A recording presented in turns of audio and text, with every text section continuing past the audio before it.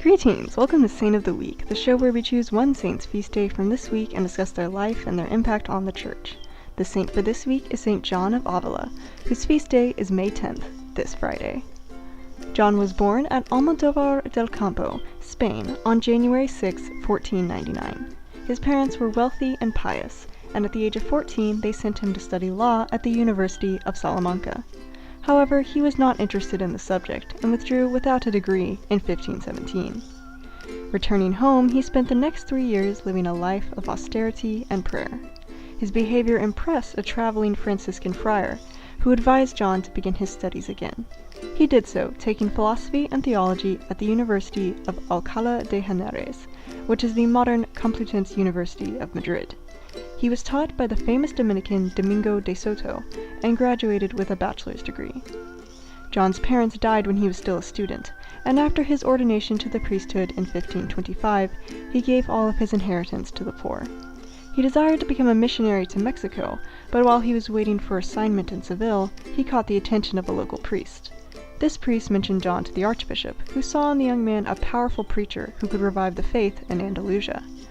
After much persuasion, John agreed to the mission.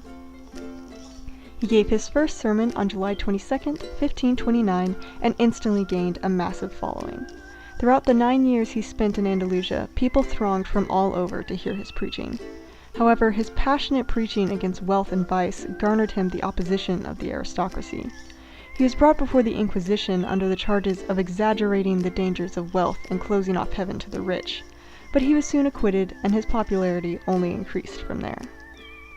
In 1535, John set up residence in Cordoba, which became the base out of which he operated, continuing to preach and establish schools throughout Andalusia.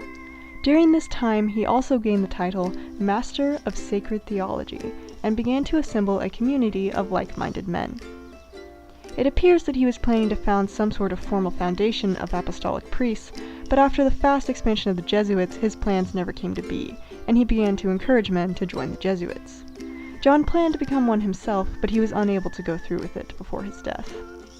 From 1551 onward, John suffered from constant ill health as a result of the rigorous lifestyle he lived during his 40-year-long apostolate.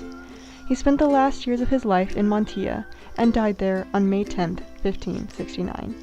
He is the patron saint of Andalusia, Spain, and the Spanish secular clergy. Like so many saints before and after him, John's deep devotion to God empowered him to make radical changes in his life, and his devout, prayerful lifestyle influenced such saints as Francis Borgia, John of God, and Teresa of Avila. He was a powerful preacher who inspired hundreds to dedicate their lives to God, and because of his service, he has received the honorous title of Doctor of the Church. St. John of Avila, pray for us.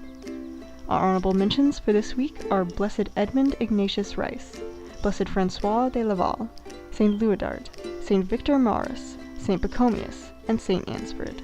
And of course, there are thousands of other saints who undoubtedly have their feast days this week, but there are so many of them that there is no way we could list them all here. We hope you have enjoyed this episode of Saint of the Week. Thank you for watching, and goodbye. Peace be to you.